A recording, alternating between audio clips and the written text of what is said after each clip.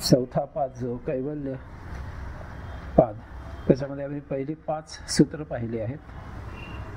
सूत्र क्रमांक 6, तत्र ध्यानज अनाशनम. या अशा अनेक चित्तांमध्ये ध्यानज चित्त मात्र आशय न करणारं असतं. खूप छान सूत्र आहे. कारण मानव हा 84 लक्ष योनीमध्ये एकमेव प्राणी असा आहे की ज्याला एकापेक्षा जास्त चित्त निर्माण करता येतात, किंवा ज्याच्या अंतःकरणामध्ये एकापेक्षा जास्त चित्त निर्माण होतात. इतर प्राण्यांमध्ये असं होत नाही. कारण एक मूलभूत फरक असा आहे की मनुष्य सोडला तर इतर सर्व सजीव एका विशिष्ट प्रकारे जीवन जगतात. सगळ्या चिमण्या या एकाच प्रकारे जीवन जगताना तुम्हाला सापडतील. सगळे हत्ती एकाच प्रकारे जीवन जगतात. हत्तींची संख्या जी काही लाख असेल तर त्यांच्यामध्ये तुम्हाला विविधता वर्तणुकीमध्ये आढळणार नाही. स्वभावामध्ये, प्रकृतीमध्ये सगळं तेच एकाच प्रकारे जीवन जगत असतील. एक ठराविक झाडांचा जर पाला खात असतील हत्ती, तर सगळे हत्ती तेच खाणार. एक ठराविक जीवन आहे मनुष्य सोडल्यास.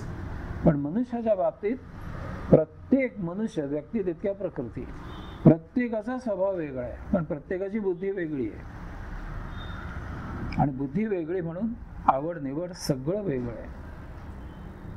एखादी वस्तू प्रत्येकाला जर विचारलं की हे कसं आहे आणि त्याला जर कागदावर लिहायला सांगितलं तर प्रत्येकाची मतं वेगवेगळी असतील.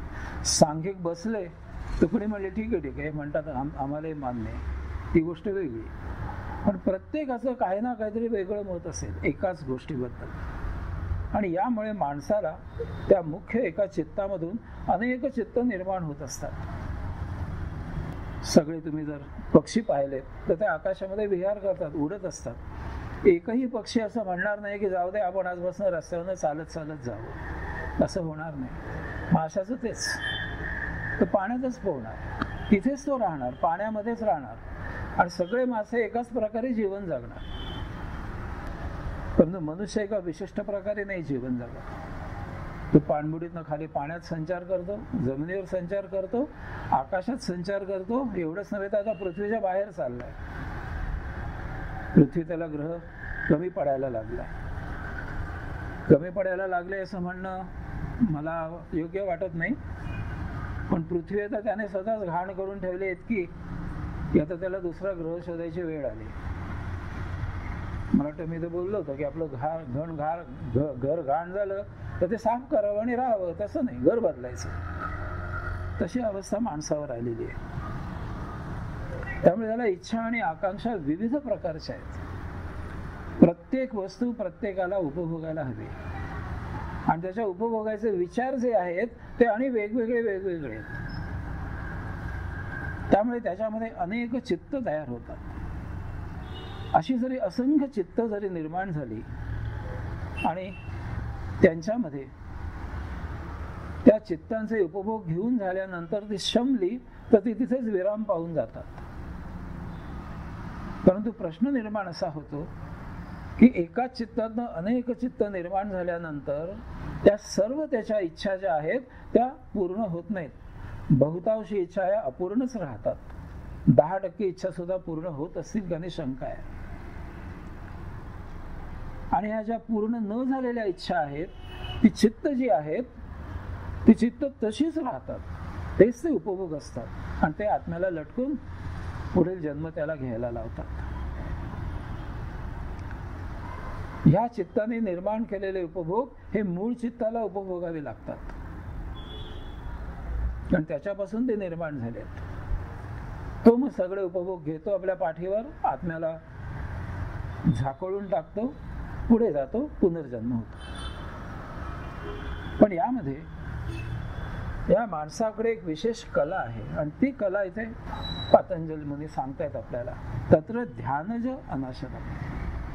मनुष्याला आत्मज्ञान व्हायची बुद्धी असल्यामुळे, तेवढा त्याचा मेंदू प्रगल्भ असल्यामुळे तो ध्यान लावून स्वतःमध्ये ध्यानज चित्त निर्माण करू शकतो. बाकीची चित्त आपोआप निर्माण होतात. उपभोग बघितला, चित्त निर्माण झालं. वेगळा उपभोग पाहिला, अजून एक चित्त निर्माण झालं. हे वेगवेगळं का चित्त सांगतायत पतंजली? वेगवेगळ्या ठिकाणी वेगवेगळ्या प्रकारे काम करत असतात चित्त. तुम्ही जर कुत्र्याला काही भाकरी दिलीत आणि त्याच वेळेला तिकडे कोणतरी आलं तर तो भाकरी सोडील आणि तिकडे भुंकायला लागेल. एकाच वेळेला तो दोन्ही ठिकाणी नाही काम करू शकणार. त्याच्यामधनं चित्त नाही निर्माण होत. आपलं तसं नाही. एका वेळेला 10 विचार आपल्या डोक्यामध्ये येतील, 10 विचार येतील आणि 10ही चित्त वेगवेगळ्या प्रकारे काम करत असतात. परंतु माणसाकडे एक विशेष अशी बुद्धी त्याला असल्यामुळे तो ध्यानज चित्त स्वतः अंतःकरणामध्ये निर्माण करू शकतो, की जे इतर चित्त भोगप्रवृत्त जे असतात त्याच्या बरोबर विरुद्ध, की जे भोगामध्ये कधीही गुंतत नाही. म्हणून त्यांनी सांगितलंय अनाशनम. ध्यानज चित्ताचं वैशिष्ट्य काय आहे? ते कशाचे आशय करत निर्माण करू देत नाही, साठवण करत नाही. पण साठवण कसं करणार? ध्यानज चित्ताला एकच इच्छा आहे, ती म्हणजे परमात्मा प्राप्ती. बाकी काही इच्छाच नाही त्याला. त्यामुळे साठवण करण्यासारखं काही नाहीये त्याच्यामध्ये. इतर चित्त निर्माण होण्याची संभावनाच नाहीये. पण आमचं जे भोगप्रवृत्त चित्त आहे त्याच्यामध्ये अनंत चित्त निर्माण होऊ शकतात. पण आम्हाला वेगवेगळे भोग आमच्या मनामध्ये येतात. हा घ्यावं, ते घ्यावं, ते घ्यावं, तशी चित्त निर्माण होत जातात. पण आपण ध्यानस्थ बसून विशिष्ट प्रकारे योगोपासना करून जे ध्यानज चित्त निर्माण करतो त्या चित्ताला एक योगेश्वर प्राप्ती एवढा एकमेव उद्देश असल्यामुळे इतर चित्त त्याच्यामध्ये निर्माण होत नाहीत. आणि त्यामुळे साठवणूक नाहीये तिथे. कारण मूळ अंतरात्म्याचा, अंशात्म्याचा उद्देश आहे परमात्म्याशी मिलन करणं. आणि नेमका तेच उद्देश घेऊन आपण ध्यानज चित्त निर्माण करतो. त्यामुळे साठवणुकीचा प्रश्न येत नाही. हा त्याचा पहिला गुण आहे. कारण ध्यानज चित्ताला कर्माची वासना नाही. त्याला फक्त एकमेव आहे, म्हणजे परमात्म्यात विलीन होणं किंवा मुक्त होणं, परमात्मा मिलन होणं, आत्ममिलन होणं. या पलीकडे त्याला काहीही कसल्याही इच्छा आणि वासना नाही येत. आणि म्हणून जर इतर चित्त आपण निष्प्रभ करू शकलो, इतर काही योग साधने कडून किंवा उपासना करून, तर हे ध्यानज चित्त सहजच कैवल्याला प्राप्त होतं. आता या ध्यानज चित्ताबद्दल काही गोष्टी मोठ्या छान आणि समजावून घेण्यासारख्या आहेत. आपल्याला जर गाढ निद्रा लागली, त्याला सुषुप्ती असं आपण म्हणतो अध्यात्मामध्ये, तर या सुषुप्तीमध्ये ध्यानज चित्त आपोआप निर्माण होतं आपण न करता. आणि म्हणून आपल्याला गाढ निद्रा लागते. नाहीतर आपल्याला स्वप्न पडतात.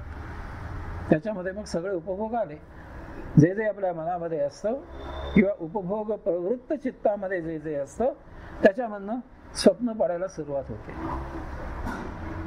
पण आपल्याला जर प्रगाढ झोप लागलेली असेल तर आपलं जे मन आहे ते जरी बुद्धी, स्मृती आणि मन हे झोपलं तरी चालू असतं, त्यांचं कार्य चालू असतं. परंतु तरी सुद्धा त्यातून प्रक्षेपण काही निर्माण होत नाही, कारण आपल्याला गाढ झोप लागते. त्यावेळेला ध्यानज चित्त उपजतच आपोआप आपल्या अंतःकरणामध्ये निर्माण होतं. आणि म्हणून आपल्याला ती गाढ झोप लागलेली असते. एवढंच नव्हे तर योग्यानं ते जेव्हा झोपतात त्यावेळेला त्यांना जाणीव असते की आपलं शरीर विश्रांती घेत आहे. हे त्या ध्यानज चित्तामुळे तसं होतं. आपण झोपलोय आणि विश्रांती घेतोय हा भाव त्यांच्यामध्ये निर्माण होतो, कारण ते ध्यानज चित्त योगामध्ये निर्माण झालेलं असतं.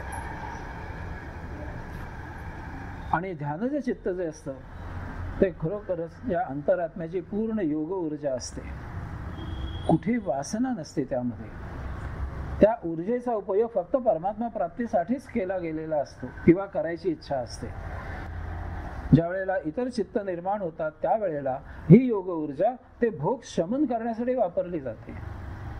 परंतु ध्यानज चित्ताचा एकमेव उद्देश म्हणजे परमात्मा प्राप्ती, योगेश्वराच्या चरणी कसा मी जाईल.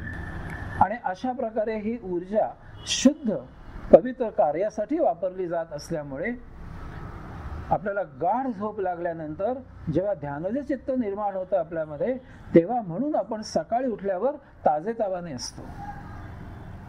पण स्वप्न लागलेलं पडलेलं असेल तर आपण ताजेतवाने नसतो. सकाळी उठल्यावर पहिली उर्मी असते, मला स्वप्न पडलं. कोणी भेटलं तर आपण सांगतो, त्याचे विचार आपल्या मनामध्ये येतात, पण शांत झोप झालेली नसते. कारण ध्यानज चित्त निर्माण झालेलं नसतं, स्वप्न पडत असतं. पण गाढ निद्रेमध्ये ध्यानाचे चित्त निर्माण झाल्यामुळे आपण ताजेतवाने असतो. सकाळी उठल्यावर कोणी विचारलं तर आपण सांगतो सुद्धा, झोप कशी छान लागते, अगदी रात्री झोपले सकाळी सरळ जाग आली. ध्यानाचे चित्त निर्माण होतं. त्यामुळे जी ऊर्जा आहे ती पूर्ण पवित्र कार्यासाठी ती निर्माण झालेली असते, वापरायची असते. आणि तेवढी जर योगोपासना केलेली असेल तर आपल्याला जाण येते की आपण विश्रांती घेतोय. या ध्यानाच्या चित्ताचा अजून एक विशेष असा आहे की जेव्हा आपण ध्यानस्थ बसतो त्यावेळेला अर्थात असे ध्यानाचं चित्त निर्माण होतं. ते सुरुवातीलाच मी सांगितलं. पण त्याचा विशेष असा आहे की आता योगामध्ये एक प्रगल्भता आलेली असते की त्यांनी जरी योगेश्वराला पाहिलेलं नसतं प्रत्यक्ष, तरी ध्यान लावायला बसल्यानंतर त्यांच्यामध्ये ध्यानाचं चित्त निर्माण झाल्यानंतर ते योगेश्वराशी एकरूप होऊ शकतात. त्यांचं ध्यान लागू शकतं. एवढी उपासना आणि साधना त्यांनी केलेली असते, एवढी प्रगती त्यांच्यामध्ये झालेली असते. परंतु सर्वसाधारण मुमुक्षु किंवा साधक हा नवीन असतो, तेवढी प्रगती झालेली नसते. मग त्याला या ध्यानाच्या चित्ताचा काय उपयोग होतो तोही पाहण्यासारखा आहे.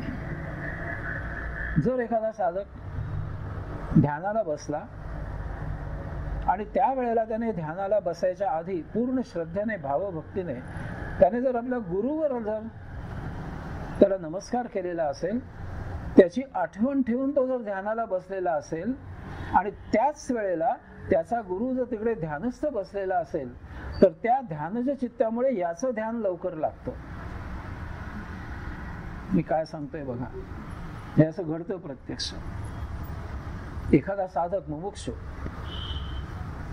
त्याला ध्यानाला बसायचं आहे, मग वेळ काळाचा प्रश्न नाहीये, रात्री त्याला जाग आली, बसला ध्यानाला आणि त्याच वेळेला त्याचा गुरु जर तिकडे ध्यानस्थ बसलेला असेल आणि ह्याने जर आपल्या गुरुदेवांना नमस्कार करून गुरुची आठवण ठेवून काढून अतिशय श्रद्धेने भावभक्तीने तो जर गुरुशी एकरूप झाला आणि मग जर तो ध्यानाला बसला तर त्या ध्यानाच्या चित्ताचा याला ध्यान लागण्यासाठी उपयोग होतो. कारण दोघांमध्ये तरल संवेदना निर्माण होईल. जो योगी आहे त्याचा योगेश्वर किंवा त्याची जी काही उपास्य देवता असते, परमात्मा असतो, त्याच्याशी ध्यान लागतं. कारण ते सदा ध्यानस्थच आहेत. परमात्मा सदा ध्यानस्थच आहे. त्याच्यावर योगाचं ध्यान लगेच लागतं कारण त्याने त्याची आठवण काढलेली असते.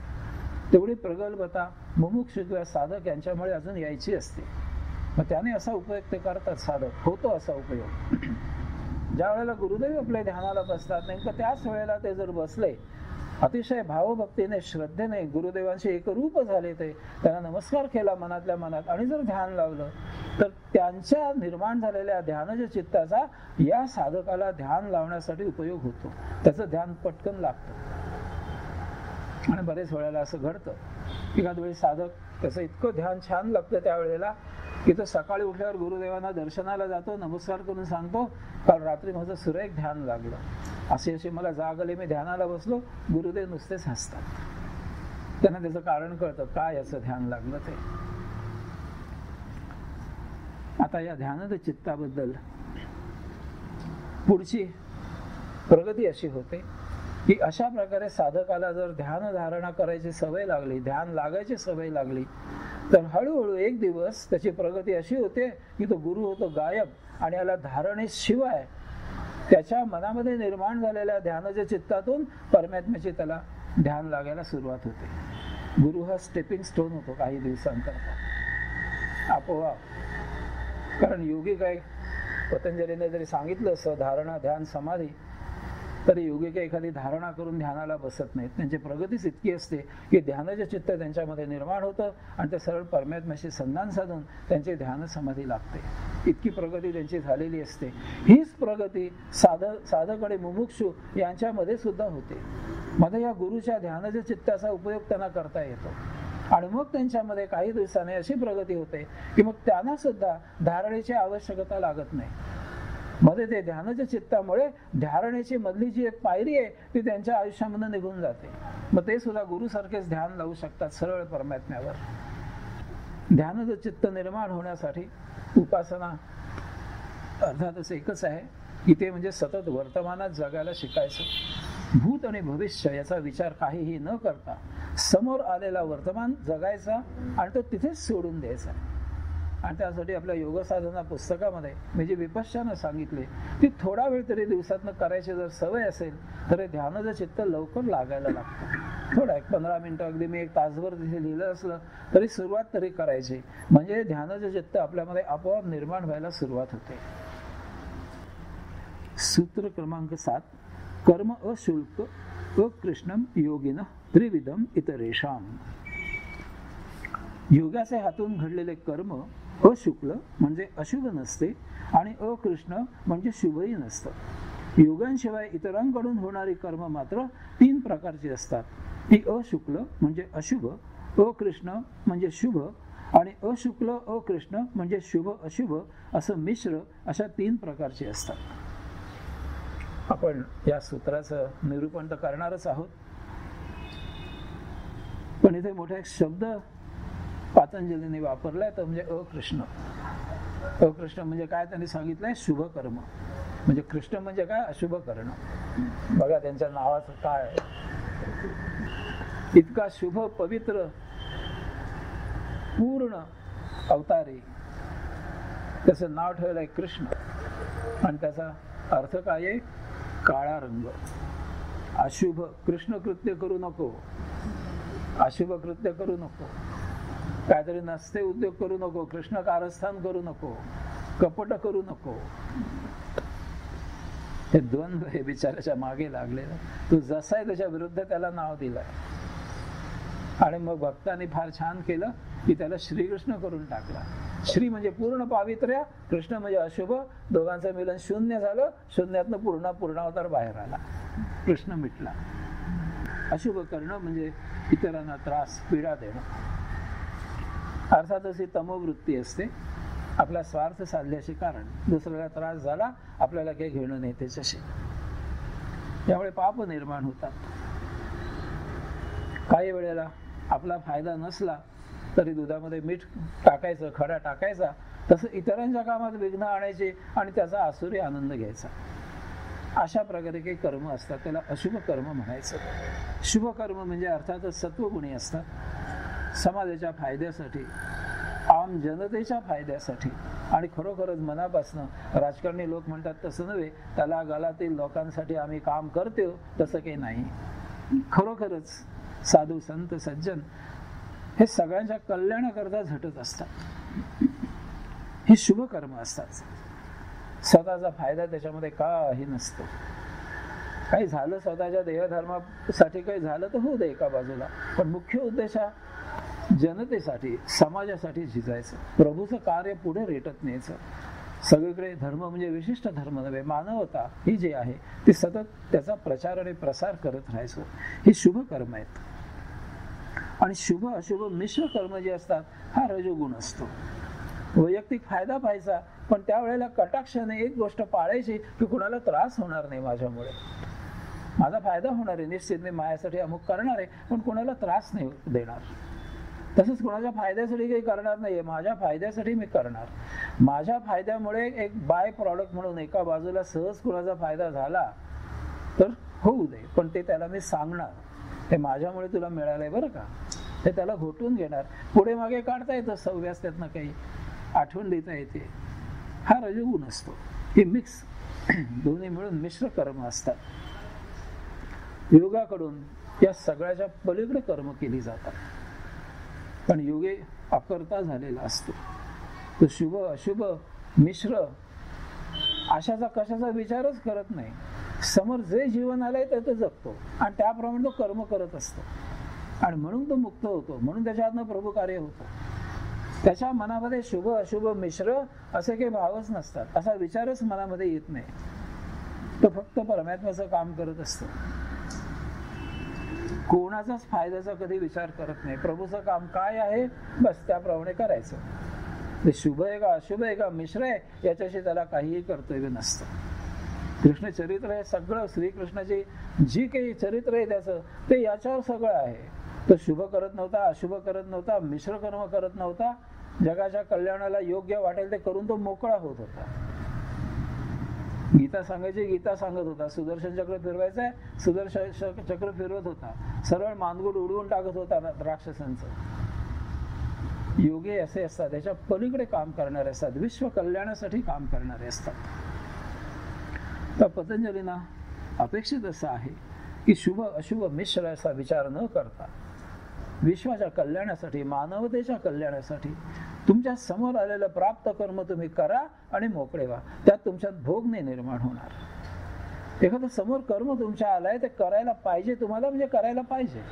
तुम्ही जर विचार केला तुमच्या, पण शुभ आणि अशुभ हे आपल्या मनाचे खेळ आहेत. शेवटी हे आपल्या मनाचे खेळ आहेत. तुम्ही युरोपमध्ये गेलात, तुम्हाला गाय अति पवित्र आहे. गाय दिसली की नमस्कार कराल, तो येतो आणि त्याचा मान कापून आणि खाऊन टाकतो. गायचा मांस खातो तो, त्याला काही त्यात अशुभ वाटत नाही. तुम्हाला अशुभ वाटेल. गाय दिसली की तुम्हाला शुभ वाटेल, त्याला काही शुभ वाटत नाही. तुम्ही जसं ब्रेड आणतात तसं ते मांस आणतात गायचं. शुभ अशुभ काय आहे? आपल्या मनाचे खेळ. त्यामुळे शुभ अशुभ हा विचार न करता योग्याने काय करायचं आहे, समोर आलेलं काम हे प्रभूचं काम आहे एवढीच खात्री करायची बस, आणि ते करून मोकळं राहायचं. जगाचं कल्याण होणार आहे का हा विचार सुद्धा करायचा नाही. विचार उलटा झाला पाहिजे की हे काम केल्यामुळे जगाचं कल्याण होणार आहे, विश्व कल्याण येतच आहे. कारण हे करायला मला प्रभूने सांगितलंय.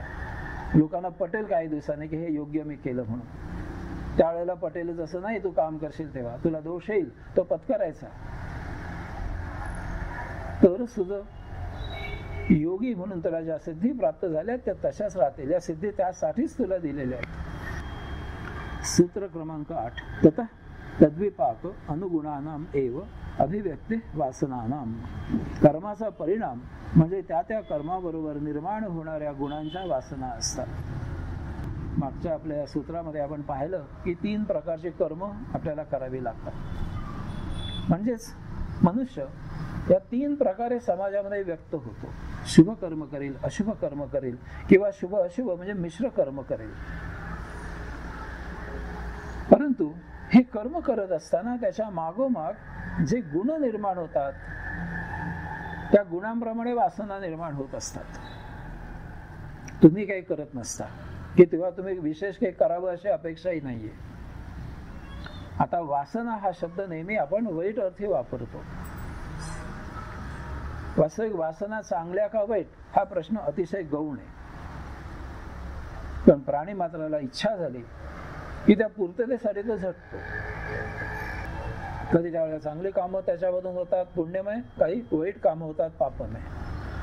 पण आपल्याला असं वाटतं की पाप केलं की भोग निर्माण झाले, पण तसं नाहीये. अध्यात्मामध्ये सांगितलेलं आहे की पुण्य जरी तुम्ही केलं तरी पुण्यामुळे सुद्धा भोग निर्माण होणारच आहेत.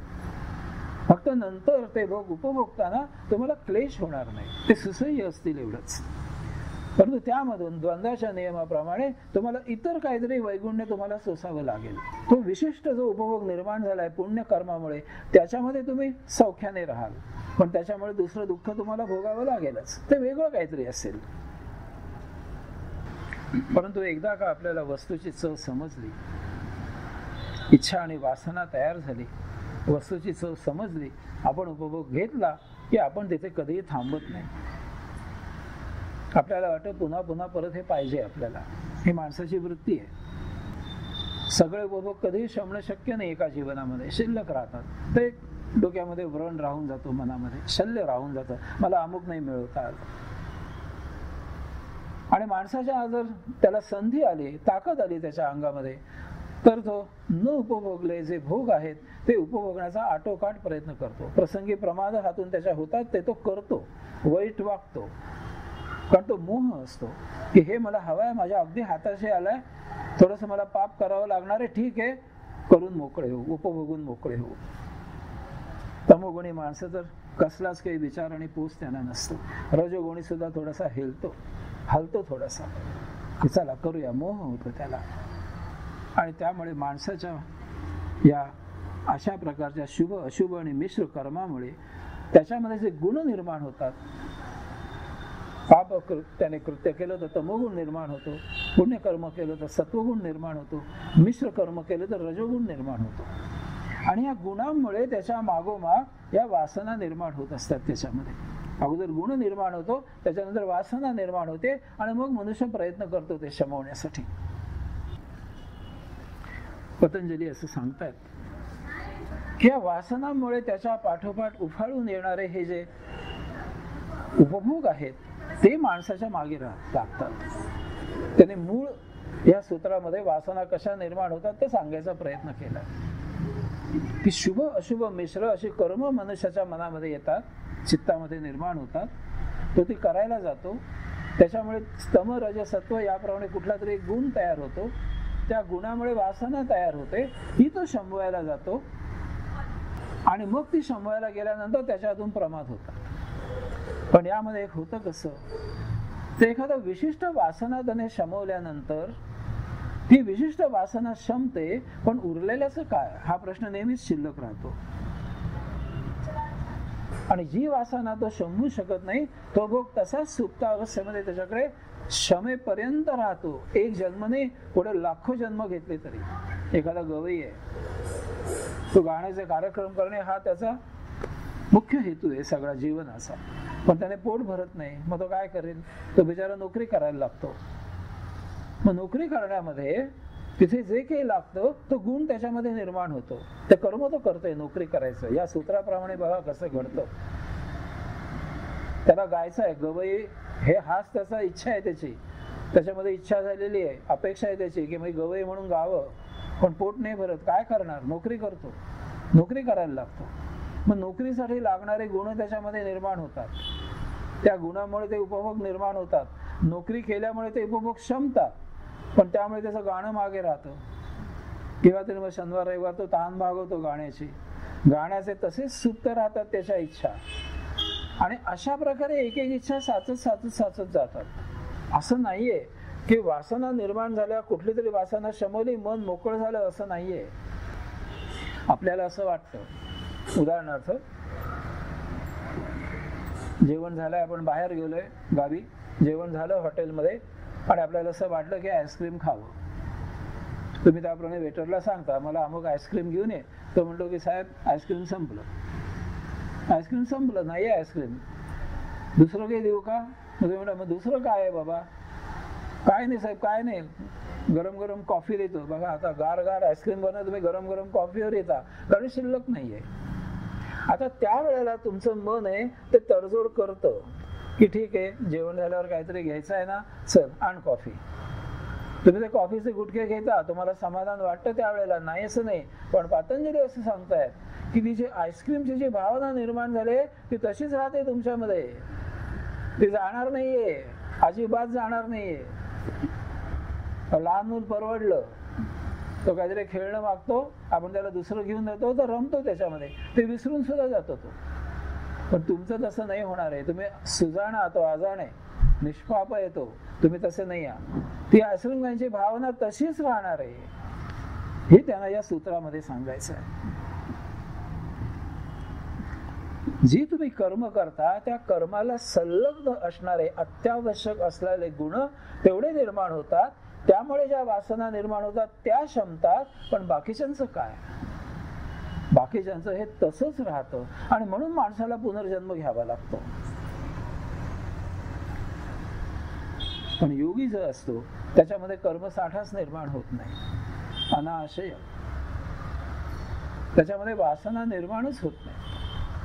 त्याचं कारण असं आहे, तुम्ही एखाद्या योग्याला घेऊन गेलात बाहेरगावी, जेवायला बसा, जेवण झालं, तुम्ही त्याला विचारलं जेवण झाल्यावर काय घेणार, तर सांगेल तुम्ही ते आलते घेणार. तुम्ही म्हणाला आईस्क्रीम हवाय का, तो म्हणेल तुम्ही ते आलते घेतो. तो म्हणेल कॉफी हवे का, तो म्हणेल तुम्ही ते आलते घेतो. इच्छाने निर्माण करत आहे, मला आईस्क्रीम हवाय, मला कॉफी हवी. किंवा त्यातूनही त्याने आईस्क्रीम मागितल्यानंतर वेटर म्हणाला की आईस्क्रीम शिल्लक नाहीये, तर त्यामुळे मनामध्ये तुमच्या असं येऊन जातं, बघा आईस्क्रीम खायचा मूड होता, नेमकं इथे नाही आईस्क्रीम. त्याच्यानंतर समोरच्याने तुम्ही ह्याच्यामध्ये छान चर्चा होईल, हे खेडेगाव आहे, इथे सारखं काय वीज नेहमी लोड शेडिंग असतं, त्यामुळे ते आईस्क्रीम ठेवत नाहीत, प्या आता कॉफी प्या, चला झालं, भोग निर्माण झाला. योगी निरीच्छ असतो, तो कधी कुरबुर करत नाही, समोर जे असेल ते, आणि मोठ्या आनंदाने. आत्मभोग निर्माण होत नाही. हे पतंजलीनं सांगायचंय. हे पथ्य तुम्ही पाळा. जी परिस्थिती असेल त्याच्यामध्ये जर तुम्हाला जर तसं ज्या सोयी असतील त्याप्रमाणे जर जगायचं असेल तर ज्या उपलब्ध नाहीत गोष्टी त्याबद्दल कुरबुर कशाला करा. कारण काय आहे, मनात येणं ठीक आहे. ते म्हणतात काहीतरी खायचं आहे, तुम्ही विचारलं आईस्क्रीम आहे का आण, तर नाही म्हणाला ठीक आहे मग दुसरं काहीतरी आण. इतकं सहज झालं पाहिजे ते. पण आम्ही त्याच्यावर चर्चा करणार, निश्चित चर्चा करणार. एवढंच काय, आईस्क्रीमचा फ्लेवर तुमच्या आवडीचा नसला तरी चर्चा करता तुम्ही. अरे काय ते पिस्ता नाही का आईस्क्रीम, बस का दे मग काय असेल दुसरं ते असं.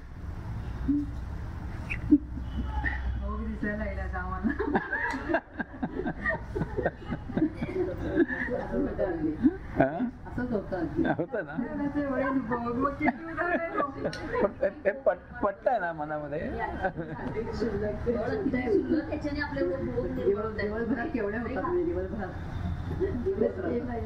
पण हे पटतंय ना, मग ठीक चांगलंय. मग आता तुम्ही नक्की विचार कराल ना, असं काय होतं ना. कोणी काय बाबा तुझ्याकडे काय आहे ते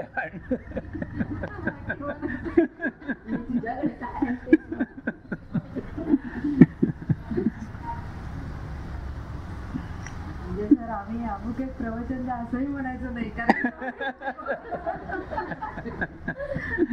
नाही पण मी ते सांगितल्यानंतर ते मान्य करायचं. ठीक आहे, मनात कुठंच बसायचं नाही. मी गुरुपौर्णिमेला जे एक गोष्ट सांगितली होती की ती मुलगी शेवटी काय म्हणाली, सांगितली ते ना गोष्ट, ती गोष्ट ध्यानात ठेवली तरी सुद्धा ते हेच आहे, तत्व आहे ते तेच आहे, तेच तत्व आहे इथे.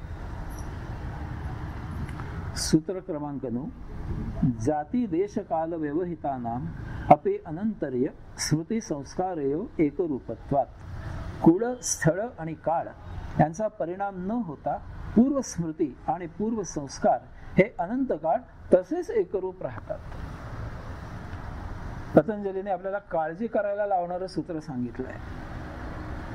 आता कसं होतं, आपल्याला भोग अनेक निर्माण झाले मागच्या जन्मी, अतृप्त राहिले, आत्म्याला झाकळलं, आपण अंतराळामध्ये गेलो, देह त्याग करून पुनर्जन्म झाला, या जन्मी इथे आपण आलो. आता या जन्मी इथे आल्यानंतर जे की आपल्याला जे स्थळ मिळालेलं आहे, म्हणजे गाव, गल्ली, समाज किंवा एखादं शहर, खेडेगाव, जे काही मिळालंय ते, नंतर कुळ, ज्या घरामध्ये आपला जन्म होतो, जे काही आपल्याला मिळालंय ते, ती माणसं घरामधली, हे सगळं वातावरण आहे. त्या वातावरणामध्ये आपण जन्माला येतो. आता स्वाभाविक काय घडायला पाहिजे, म्हणजे जे तत्व सांगितलंय त्याप्रमाणे काय घडायला पाहिजे की वर्ण जन्म घेताना आपले जे काही संचित आहेत त्याला अनुकूल असं आपण स्थळ काळ बघून जन्म घेतलेला असतो. पण इथे सुद्धा गणित चुकतं बऱ्याच वेळेला, आणि त्यामुळे आपल्याला अनेक विविध प्रकार बघायला मिळतात. घर तेच आहे, कुटुंब तेच आहे, आई वडील तेच आहेत, 2 मुलं आहेत, परस्पर विरुद्ध स्वभावाची असतात. परस्पर विरुद्ध स्वभावाची, एक पूर्ण निर्व्यसनी, एक कुठलं व्यसन करायचं शिल्लक ठेवलेलं नसतं एका भावाने. 2 भावांमध्ये जमीन अस्मानाचं तुम्हाला अंतर सापडेल. त्याचं उत्तर या सूत्रामध्ये पतंजली देत आहेत. ते म्हणतात जन्म, स्थळ आणि काळ याचा कसलाही परिणाम तुमच्या गतसंचितावर होत नाही.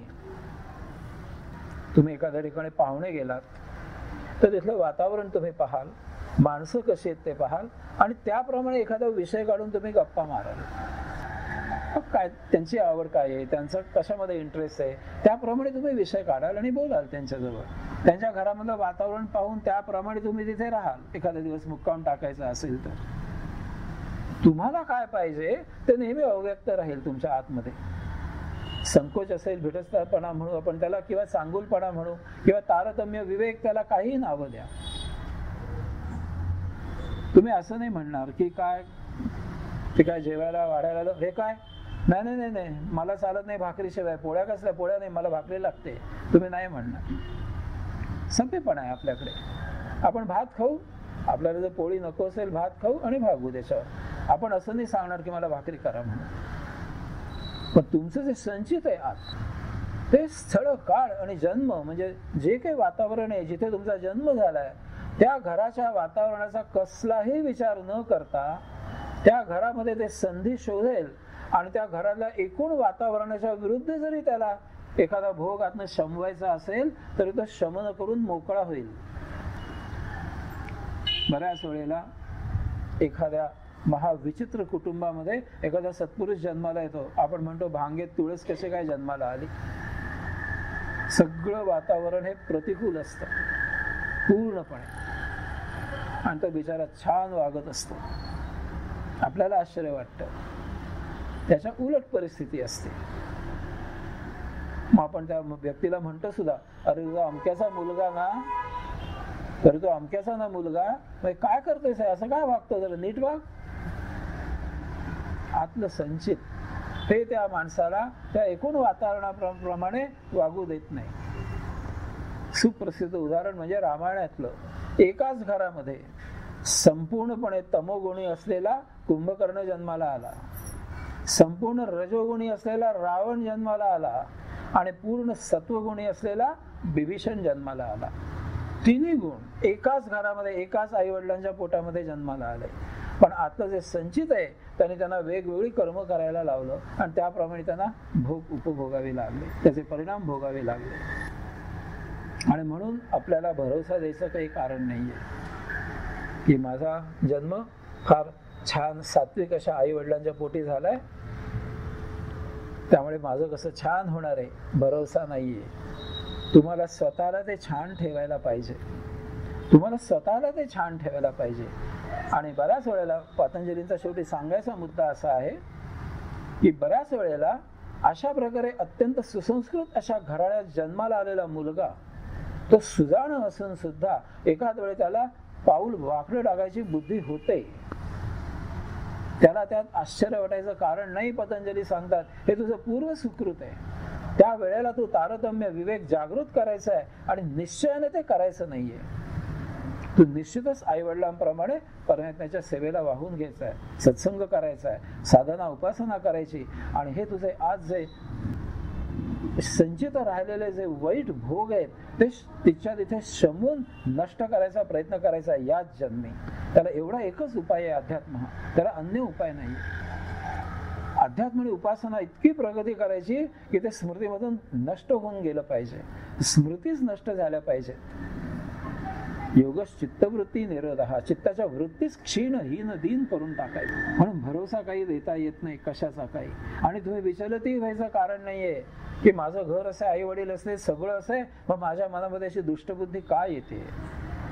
हे ते संचित असतं. पतंजली सांगतायत हे ते संचित असतं. तुमचा दोष नाहीये. तुम्हाला चांगलं समजताय ज्ञानाने, हे करणं योग्य नाहीये. माझ्या घराण्याच्या अब्रू जाईल मी असं केलं तर, असं नाही चालणार. पण तरी सुद्धा माणसाच्या मनामध्ये तो मोह त्यावेळेला निर्माण होतो. संधी आल्यावर आत्म त्या ज्या काही उपभोग आहेत जे अतृप्त राहिलेले ते समोर संधी आल्यावर आत्म उफाळून येतात. म्हणतात अरे संधी कर अमुक. हे ते गत जन्मीचं असतं. त्यावेळेला त्या माणसाने विवेक आणि संयमाने ते काबूत ठेवायचं आहे. सत्संग अतिशय परिश्रम करून ह्या चित्तवृत्ती पूर्णपणे हीन दीन क्षीण करून टाकायचं. अशाच प्रकारे चांगले आध्यात्मिक संस्कारी बाहेर येतात. स्वामी विवेकानंद वयाच्या 16व्या वर्षापर्यंत अतिशय हूड होते. पहिल्या 16 वर्षात कुणीही म्हटलं नसेल की उद्या स्वामी होणार आहे, अशक्य इतके हूड होते.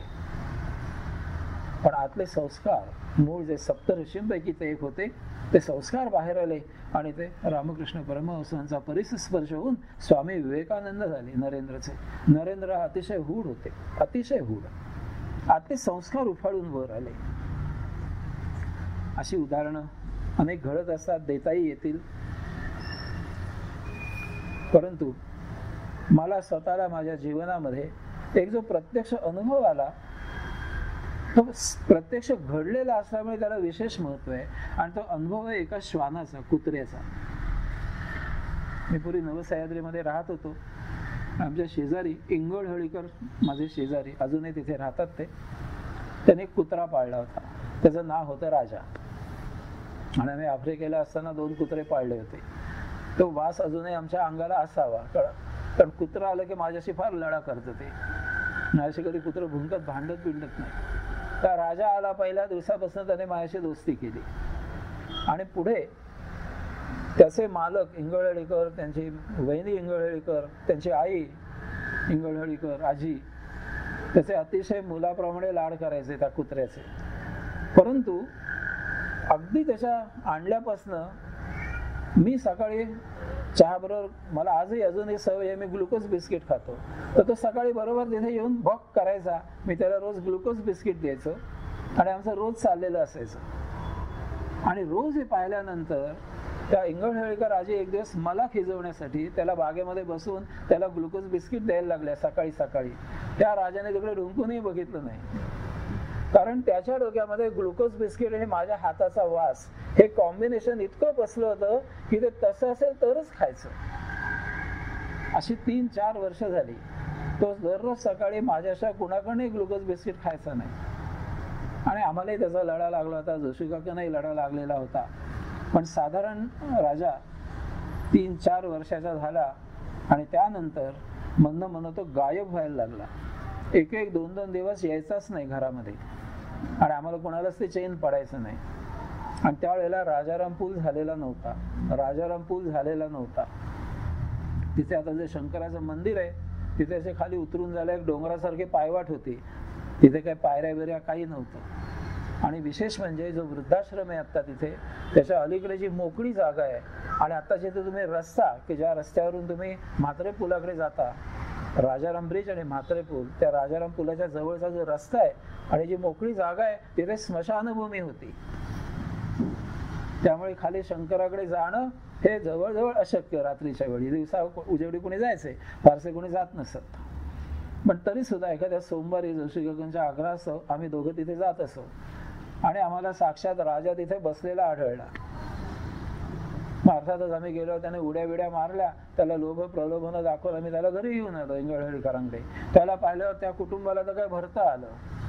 तो पुन्हा 2 दिवसांनी गायब. मग त्यांना मी सांगितलं अशा अशा ठिकाणी तो असतो. आम्ही गेलो तर तिथेच होता बसलेला. त्याला परत आणला आम्ही.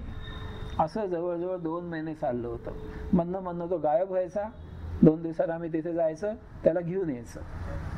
असं हे नेहमी व्हायला लागल्यावर आमचे विकासराव कंटाळले. इंगळहळीकर म्हणाले त्याला तर तिथेच राहायची इच्छा आहे, त्याला राहू दे तिथे. आणि त्याचा त्याने नाच सोडून दिला. आणि आमचे राजा श्वान त्या महादेवाच्या मंदिरामध्ये मुक्काम टाकून राहायला सुरुवात केली त्याने. घरी त्याला खरं म्हणजे इंगळहळीकरांकडे अतिशय सुग्रास जेवण मिळत होतं, इंटरनॅशनल जेवण मिळत होतं. ते तर अनेक वर्ष फॉरेनला राहिलेले, सगळं आयुष्य त्यांचं फॉरेनला गेलेलं. फार छान त्याची देखभाल करत होते. पण तो तिथेच राहायला शिकला. मग आम्ही कधी गेलो तर आम्हाला ओळख दाखवायचा, अंगावर अगदी उड्या मारायचा, माझ्याकडनं ग्लुकोज बिस्किट खायचा. पण गंमत अशी आहे की तिथे आम्ही गेलो, तिथे आधी उड्या मारून, म्हणजे मी त्याला बऱ्याच वेळा म्हणायचो आधी दर्शन, म्हणजे आधी विठोबा मग पोटोबा, नंतर तुला मी बिस्किट देणार. तो नाही, तो मला सतवायचा, आधी बिस्किट मग दर्शन. मग त्याला द्यायचं, तो पुडा फोडायचा, त्यासमोर ठेवायचा. मग तो काय करायचा, त्या पुड्याचं जे वरती रॅपर असायचा तो तोंडात धरायचा आणि माझ्याबरोबर सगळी प्रदक्षिणा घालायची. त्या देवळातनं हिंडायचं कुठे असेल. मी बसलो तर पायाशी बसून राहायचा, निघालो की बरोबर वरपर्यंत पोचवायला यायचा आणि तिथेच निरोप द्यायचा. कुठे एक अजिबात पुढे यायचा नाही, किती बोलावलं तरी यायचा नाही. 2003 साली राजाचं वय 12 वर्ष होतं. इथे मी छापलाय त्यावेळेला, हे मी पुस्तक 3 साली लिहिलं, 2003 साली. आता राजा नाहीये पण त्याची प्रजा आहे, मात्र दिसते आम्हाला, ती ओळखते, कारण तो कुलुंगी कुत्रा नव्हता राजा. ते विशेष काय जात असते कुत्र्यांची, तसा ते आणलेला कुत्रा होता. तो वेगळा आहे सगळ्यांच्या मध्ये. असं सांगायचा मुद्दा असा की असं सुद्धा एखाद्या श्वानामध्ये सुद्धा पूर्व संस्कार जे आहेत ते किती इकडे भौतिकामध्ये तो राहिला, बंगल्यामध्ये राहिला, लाड केलेल्या असतात राहिला, आमचा जिव्हाळा त्याला आहे, तर शेवटी त्याचं सुकृत होतं ते त्या महादेवाच्या पायाशी होतं. तिथेच तो शेवटपर्यंत राहिला. जसं अन्न मिळत होतं उष्ट खडखड खाऊन राहिला, पण तिथेच राहिला, देवाच्या पायाशीच राहिला. हे पूर्व संस्कृती आहे.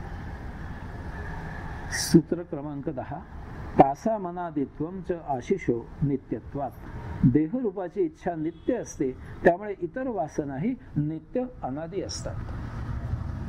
त्या कैवल्य पादामध्ये आपण शेवट कैवल्य प्राप्त करण्यासाठी म्हणून यात्रा करतोय आता. हे शेवटची सूत्र आहेत. म्हणून पातंजली एक एक गोष्ट आपल्याला समजावून सांगतायत बघा कशी, की जी आपल्याला शेवटी कैवल्य टिकून ठेवण्यासाठी उपयोगी पडणार आहे. इथे त्यांनी एक छान आपल्याला आता तत्व सांगतायत योग मधलं, की देहरूपी इच्छा नित्य असतात ते म्हणतात, आणि त्यामुळे इतर वासनाही नित्य असतात. देहरूपी इच्छा काय आहे? एकमेव इच्छा आहे, म्हणजे जगण्याची इच्छा. अवशात्मा जेव्हा देह धारण करतो त्याच्या आधी सगळ्यात प्रथम तो जीव निर्माण करतो. मातेच्या उदरामध्ये प्रवेश केल्यानंतर अवशात्मा सगळ्यात प्रथम म्हणजे जीव निर्माण करतो. ते धोक सुरू होतं आणि मग त्या जीवाच्या सभोवती तो देह धारण करतो त्याच्या संरक्षणासाठी आणि पुढील अर्थात जे काही जीवन जगायचं असतं त्यासाठी देह नंतर धारण केला जातो. आणि प्रत्यक्ष अवशात्म्याने जीव धारण केलेला असल्यामुळे त्या जीवाची एकमेव इच्छा असते, म्हणजे जिवंत राहणं. जीवाला दुसरी कुठलीही इच्छा नाहीये. ही देहरूपाची इच्छा म्हटलंय त्याने इथे पतंजलीने. कसे करून काही करून जीव नेहमी जगायला धडपडत असतो बघा, जगण्यासाठी धडपडत असतो. तुम्ही बाहेरचे मनुष्य तर प्राणी पहा, पशु पक्षी कुठेही काही, ते किती काही लागलं, काही पडलं, काही झडलं तरी ते जगण्यासाठी आटापिटा करत असतात. तुम्ही झाडं पाहता ना, छान उदाहरण म्हणजे झाडाचं. ही बिल्डिंग आहे, वरनं ते ड्रेनेजचा पाईप आलेला असतो, मध्येच कुठेतरी एखादं टोमॅटोचं झाड उगवलेलं असतं. कारण टोमॅटो खाता तुम्ही, त्यातलं कुठेतरी ते बीज पडलेलं असतं, तिथेच उगवतं ते. पिंपळाचं झाड तर बरेच वेळेला आहे अशा पाईप मध्ये, कारण पक्ष्यांच्या विष्ठेतनं आलेलं असतं पिंपळाचं बीज. जीवाची धडपड. बाहेर कधी गेला तर खडकावर तुम्हाला वनस्पती उगवलेल्या दिसतील. खरं कारण काही नाही. खडकावर का मिळतंय त्यांना? काही नाही. पण ते धडपडतात, जीव प्रयत्न करतात, नाही जमलं तर सुकून मरून जातात, पण धडपड शेवटपर्यंत असते. बिरबल आणि बादशाहची माकडिणीची तुम्हाला सुप्रसिद्ध गोष्ट माहिती आहे. हळूहळू हौदात पाणी सोडल्यानंतर शेवटी काय, तिच्या नाका तोंडात पाणी जायला लागल्यावर तिने पिल्लू पायाखाली दाबलं आणि आपलं डोकं वर घ्यायचा प्रयत्न केला. जीव जो आहे तो जगण्यासाठी धडपडत असतो. या देहरूपाची इच्छा नित्य असते, पतंजली सांगतायत. आत्मा जेव्हा सोडून जातो तेव्हा त्या जीवाचा नाईलाज होतो, अतिशय नाईलाज होतो. तरी सुद्धा शेवटपर्यंत तो पकडून ठेवायचा प्रयत्न करतो. म्हणून आपल्याला घरघर लागते माणसाला. शेवटी जोरात आवाज येतो घशातनं, तो जीव धरून ठेवायचा प्रयत्न करत असतो. जगण्यासाठी त्याची धडपड चालू असते आणि आत्मा बाहेर जायचा प्रयत्न करत असतो. झगडा होतो, कारण मृत्यू आपण स्वीकारत नाही शांतपणे. तेव्हा सांगायचा मुद्दा पातंजलींचा असा आहे की देहरूपी इच्छा निश्चय असते. देहाची एकमेव जीवाची इच्छा आहे ती म्हणजे जीवन जगत राहणं, जिवंत राहणं. जसा की आपण अमरपट्टा घेऊन आलोय अशा आविर्भावात तो जगत असतो. आणि म्हणून ते पुढे सांगतायत की इतर वासनाही अशाच प्रकारे नित्य होतात, त्यामुळे पण त्यांना जीवाकडनं प्रेरणा मिळते. इतर तुम्हाला ज्या वासना होतात की ज्या अतृप्त राहतात त्या सुद्धा शेवटपर्यंत जिवंतच राहतात. आणि याच्यामध्ये एक मोठा फरक आहे, तो आपण लक्षात घेताय या सूत्रामध्ये. जीवाला इच्छा आहे की शेवटपर्यंत जिवंत राहावं, शेवटपर्यंत त्याची धडपड आहे. पण प्रश्न असा आहे की त्याला आत्म्याने निर्माण केलेलं असतं, त्यामुळे त्याला आत्म ऊर्जा जिवंत राहण्यासाठी हमखास लागते. फरक काय बघा, जीव जो आहे तो अवशात्म्यामध्ये निर्माण झालेला आहे, त्या निर्मितीमधून त्याला आत्म ऊर्जा मिळत असते, त्यामुळे तो जिवंत राहतो. पण जेव्हा आत्मांश देह सोडून बाहेर पडतो त्यावेळेला त्याला आत्मऊर्जा मिळणं थांबतं आणि त्याला मरावंच लागतं. त्याला तिथे इलाज नाहीये. पण देहादी इंद्रियांनी निर्माण केलेल्या वासना या देहादी इंद्रियांनी निर्माण केलेल्या आहेत, त्यांना ऊर्जा वगैरे काही लागत नाही. त्या एकदा निर्माण झाल्या की त्या काय करतात, सरळ आत्म्यालाच लपेटून घेतात. त्यांना जिवंत राहण्यासाठी आत्म्याची गरज भासत नाही.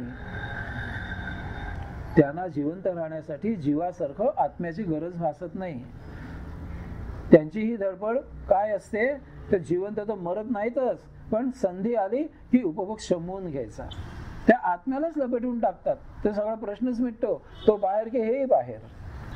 आपल्या शरीरावर एखादी घाण पडले, आपण हिंडतोय, घाण आपल्या बरोबर हिंडतच असते, ती काही वेगळी नसते.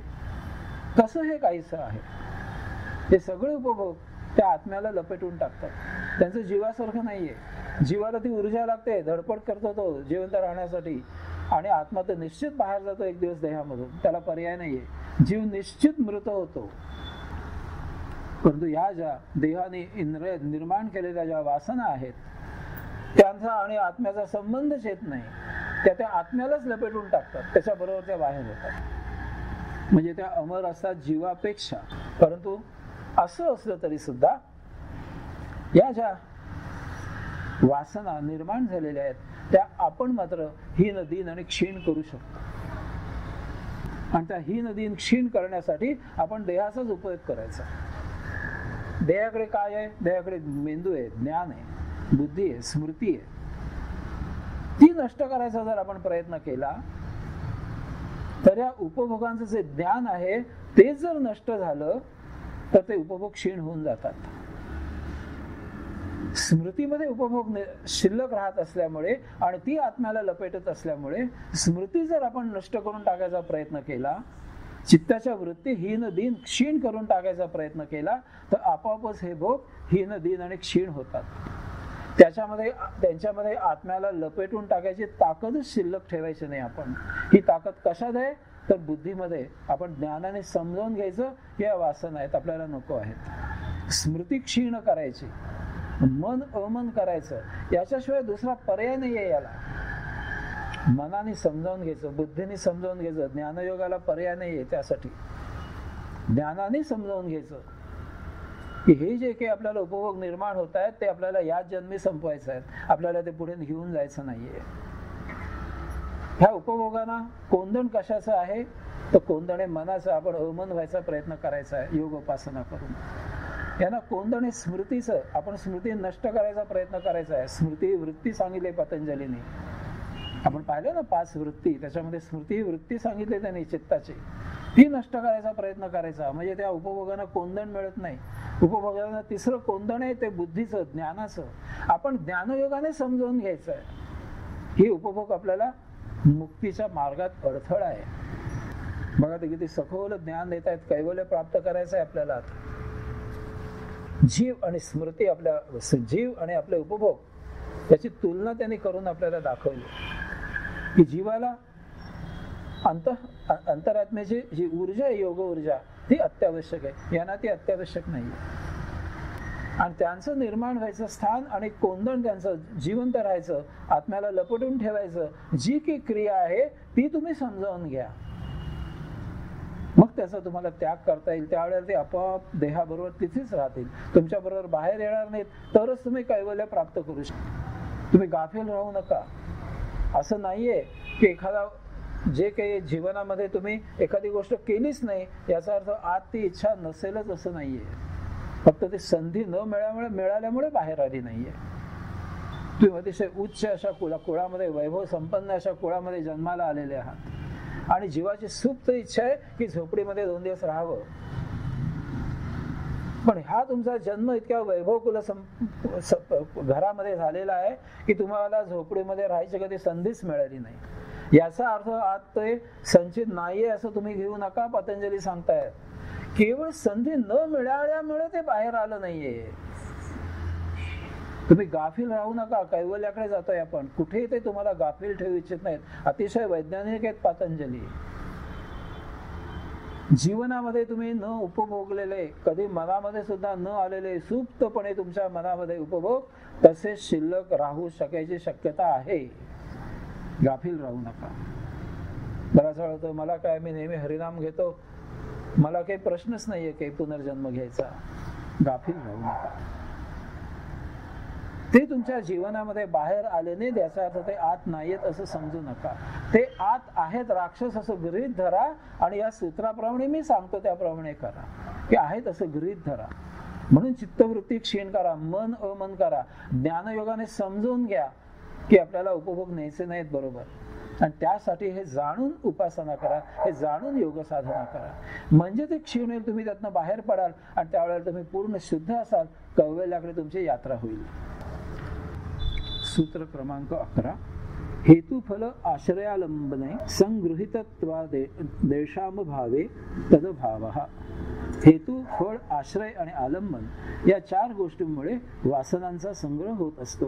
या 4 गोष्टी वासनांना आधारभूत होतात. या 4 गोष्टी नष्ट केल्या, त्यांचा अभाव केला तर स्वाभाविकच वासना नाहीशा होतात. जीवन जगताना ह्या 4 ज्या गोष्टी त्यांनी सांगितल्यात त्यांचा आणि आपल्या इच्छेचा संबंध येऊ द्यायचा नाही. पहिला हेतू. हेतू म्हणजे कारण.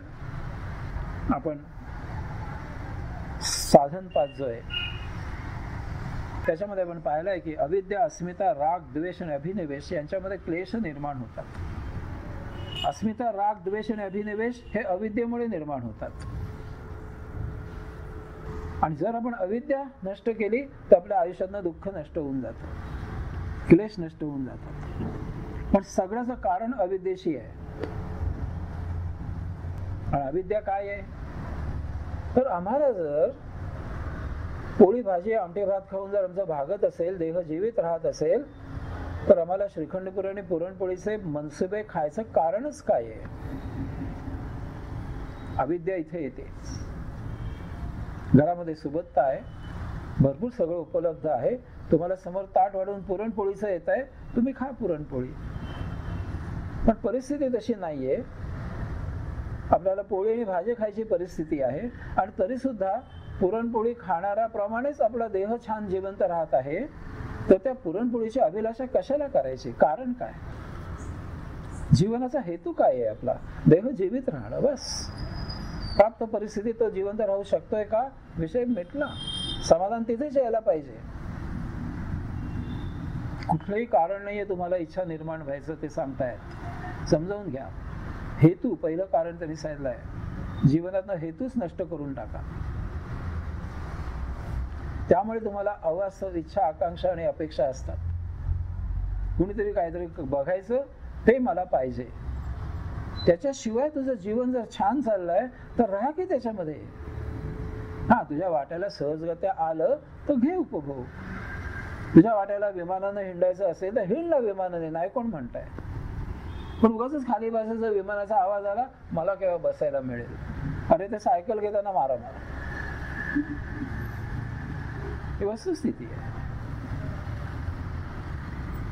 आपल्याला भगवंताने जे जीवन दिलंय तेच योग्य आहे आपल्यासाठी. त्याच्यामध्ये समाधान मिळायला पाहिजे. जसं आहे तसं.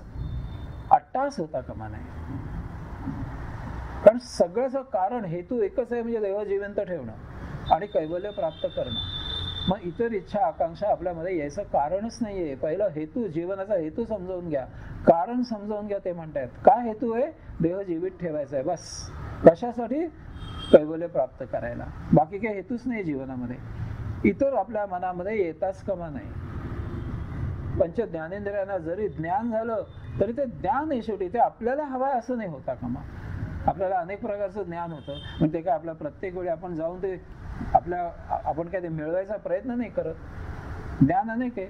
ती कोण सुनीता विल्यम्स कोणती गेली आता अंतराळात. बघा, आपल्याला उडायची इच्छा होणार का?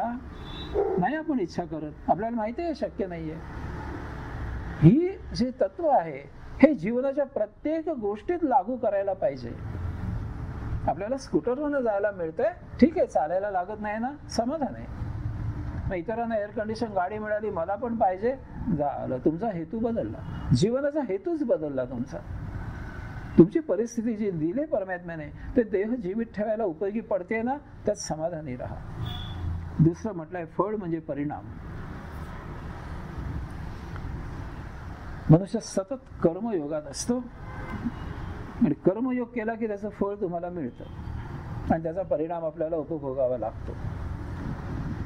आणि कर्म उपभोग हे उपभोगूनच संपवावे लागतात. मग त्यामुळे फळ निर्माण होतं. आणि फळ निर्माण झालं म्हणजे त्या कर्माचा परिणाम आपल्याला कळला ही अभिलाषा आपल्या मनामध्ये निर्माण होते. आपण काम केलं, एखादं नोकरी केली, महिन्याच्या शेवटी पगार मिळतो, हे त्याचं फळ आहे. ते जे काय पाकिट मिळतं नोटांचं, हे त्या नोकरी केल्याचं फळ आहे. त्या नोटा खर्च करून आपलं जीवन आपण सुकर करतो. म्हणजे आपण तत्व काय शिकतो की पैसे मिळाले की जीवन आपल्याला सुकर करता येतं. हे तत्व आम्ही त्यातनं शिकतो आपोआप. जितके पैसे जास्त तितकी मौज जास्त. पुढचं गणित लगेच बघा, एक एक सिद्धांत सुरू झाले आमच्या मनामध्ये. मला पैसे जास्त मिळायला पाहिजे तर आपल्याला गंमत करता येईल जास्ती, लागले त्याच्या मागे. का रे बाबा, जी काही नोकरी तुला मिळाली, जे काही मिळतंय फळ तुला, त्या फळामध्ये तू देह जर जीवित ठेवू शकतोस तर आणि त्या फळाच्या अभिलाषा तुला कशासाठी पाहिजे रे बाबा? तुझ्या स्वधर्माने प्राप्त स्वकर्मामधून जे फळ मिळतं ते उपभोग, त्याने तुझ्यामध्ये संचित निर्माणच होणार नाही. पण देह जीवित ठेवला तुला ते उपयोगी आहे, त्याचा उपभोग घे, देह जिवंत ठेव, तिथेच प्रश्न मिटला. हे पुढची जी त्रैराशिक सगळी मांडतोस, सगळी गणित मांडतोस आणि त्याच्या मागे त्या फळाच्या मागे धावतोस, तिथे सुख होते, तिथे सगळं संचित तयार होतं. फळ तुम्हाला द्यायचा परमेश्वराचा हेतू काय आहे? देह जीवित ठेवणं. तुम्हाला ते स्वधर्माने प्राप्त स्वकर्म करून दिलाय, त्यात मिळालं, उपभोग घेतला, देह जीवित ठेवला, कैवल्य मार्गे यात्रा सुरू राहिली. यात तुमचं काही संचित निर्माण होणार नाहीये. पण त्या मिळणाऱ्या फळामुळे इतर फळांकडे दृष्टी जाते. आणि लगड मिळायला पाहिजे, नुसता द्राक्षाचा एक घड नाही, घडच्या घड मिळायला पाहिजे. तिथे सगळा प्रश्न येतो. हेतू पहिला सांगितला, आता फळ सांगितलं. इथे सांभाळायचं आहे. तिसरं आहे वासना. वासनांना नेहमी मनात आश्रय मिळतो आणि मनात आश्रय मिळाला की ते उफाळून येतात. आश्रय म्हणजे काय? साठा. मनामध्ये त्यांना आश्रय मिळतो म्हणजे त्यांना वस्ती करायला मन सांगतो, बस थांब थोडा वेळ, बघू आपण, आलायस ना, ये बस माझ्याकडे, तुझी राहायची व्यवस्था करतो. आणि मग संधी आली की सांगतो, चल टाक उडी. ते बघ, वासना निर्माण होण्यामध्ये दोष नाहीये, त्या मनामध्ये आश्रय ठेवून घेण्यामध्ये दोष आहे. मन सांगतो काय निर्माण झाली वासना, ये बाबा, त्याच्याकडे भरपूर जागा आहे राहायला, तो सांभाळून घेतो, त्यांना आश्रय देतो, त्यांना सांभाळून ठेवतो, तो त्यांचा सांभाळ करतो. एवढंच नव्हे तर इतकं खट्याळ आहे की ती वासना शमन व्हायची संधी आली की मन सांगतो, ते बघ संधी आली, इथे तुझं शमन होणार आहे, टाक उडी आणि कर, घे, हो मोकळा. वासना निर्माण होण्यात दोष नाहीये, मनामध्ये साठवून ठेवण्यात दोष आहे. तिथे आपल्याला आवरायला पाहिजे. एखादी गोष्ट बघितली, पाहिलं, ज्ञान झालं, त्यातून काय भोग निर्माण होऊ शकतात ते कळलं, ज्ञान, आपण बुद्धी आहे ना, आपल्याला कळतं आपल्याला. पण तारतम्य हे राहायला पाहिजे की ते आपल्यासाठी आहे का, आपल्याला गरज आहे का त्याची, देह जीवित ठेवायला मला आवश्यक आहे का, तर ते मनामध्ये ठेवण्यात उपयोग आहे ना. नाही तर उपयोग काय त्याचा? काही कारण नाहीये. तसं जर असतं तर भगवंताने मला दिलं असतं, मला उपयोगी नाही येते. मगाशी मी म्हटलं तसं, विमानवरनं आकाशातनं चाललं किंवा ते सुनीता विल्यम्स गेले अंतराळात बसून, मग आम्ही वासना निर्माण करून ठेवायची का मनामध्ये, मला सुद्धा तिच्याप्रमाणे उडायला मिळायला पाहिजे? कशासाठी? गरज नाही. हेच प्रत्येक ठिकाणी घडायला पाहिजे. एखादी गोष्ट पाहिली, तिचा उपभोग काय आहे तो माहिती झाला बुद्धीमुळे, बस विषय तिथेच समाप्त झाला पाहिजे. आपण पेपर वाचतो, वर्तमानपत्रामध्ये अनेक बातम्या असतात, आपण त्याच्यामध्ये रत नाही होत, वाचतो, सोडून देतो गंमत म्हणून, एक जनरल नॉलेज मध्ये म्हणून काहीतरी ठेवतो, पुढे भेटलं तर चर्चा करतो. पण त्यामुळे वासना नाही आपल्यामध्ये निर्माण होत. इथं अमुक कोण रुसलाय, त्याचा रुसवा काढायला जावं दिल्लीला, आपल्या नाही मनात येत. आपण भेटलो की चर्चा करतो, रुसला बरं का, रुसला रुसला रुसला, पुसतायत त्याचं रुमाल काढलाय बाकीच्याने रुसवा घालवायला, बघतील काय ते, गंमत करतो आपण, एक लीला म्हणून बघतो त्याच्याकडे. आपल्या मनात नाही वासना निर्माण होत. असं प्रत्येक बाबतीत, जसं काय आपण पेपर वाचतो, सोडून देतो अनेक गोष्टी. नाही सोडून दिल्या तरी त्या गंमत म्हणून, लीला म्हणून, पुढे चर्चा करण्यापुरतेच त्याचा उपयोग करतो. ते वासना नाहीये. वासना नाही निर्माण होता का मग कुठल्याही गोष्टीमधून, कारण मन त्याला आश्रय देतं. हे महावाईट आहे. तुमच्या मनामध्ये वासना निर्माण झाली की तुमच्या हातातनं ते सुटतं, तुमच्या त्याच्यावर ताबा राहत नाही, मन ताबा घेतं त्याचा. मन म्हणतात दॅट इज माय बेबी नाव, तू हो बाजूला, मी बघतो त्याचं काय करायचं. तुम्हाला मन ढकलून देतं बाजूला, मी बघतो त्याचं काय करायचं. संधी आली की ते शमायला बाहेर पडलंच समजा की उपभोग मागे आले, पण ते देह जिवंत ठेवण्यासाठी काही त्याचा उपयोग नसतो, आवश्यकता नसते. तिसरं म्हटलं आलंबन. हेतू, फळ, आश्रय या तीन गोष्टींमुळे वासना निर्माण होऊन त्याला विषयांचं आलंबन चिकटतं. वर्षे तुम्ही 3 केलेत की आलंबन झालंच समजा. दारू प्यायचे एखाद्याला व्यसन असतं आणि पैशाअभावी दारू पिता येत नाही, कारण पैसा नाही तर दारू नाही. दारू प्यायची तर पैसा लागतो, मग तो लागतो तेव्हा पैशाच्या मागे. पैसे कसे मिळवायचे? येणं केणं प्रकाराने मिळवायचे, वाटेल ते करायचे, नसते उद्योग, पण पैसा मिळवायचा कारण दारू प्यायचे. आलंबन निर्माण होतं. दारू प्यायचे आलंबन झालं तुमच्या जीवनाला, आणि दारूसाठी पैसा हे आलंबन झालं. पैशासाठी जे काही करायचं असेल प्रमाद, ते प्रमाद आलंबन झालं. आलंबना मागे लागत जातात, तुम्ही घसरत जाता. राजकारणी त्यातलेच. निवडणूक जिंकायचे, झालं आलंबन तयार झालं. काही कारण आहे जीवनामध्ये का? एक संबंध आहे? काही संबंध नाहीये, पण जिंकायचे. मग जिंकण्यासाठी काय करायला पाहिजे? ते आलंबन झालं. मग ते करायला काय वाईट कृत्य करायचं? ते आलंबन झालं.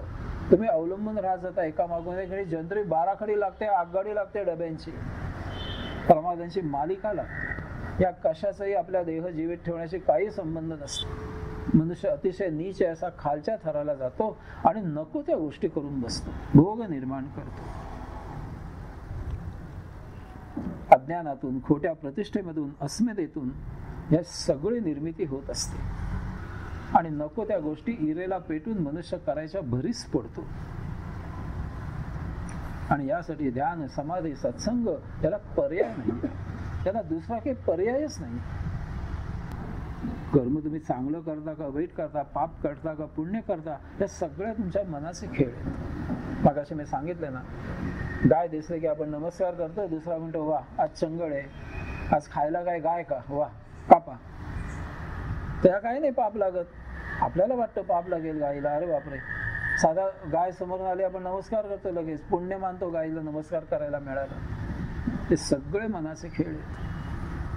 त्यामुळे सगळ्यामधून वासना निर्माण होतात. तुम्ही चांगलं करा वाईट करा, वासना निर्माण होणारच. तुम्ही कसे पाहिजे? ध्यानज आणि समाधीज हे जे शब्द आपण पाहिले तसं तुम्ही जगायला शिकलं पाहिजे. सूर्य उगवला आकाशामध्ये, अनंत कर्म सुरू झाली विश्वामध्ये.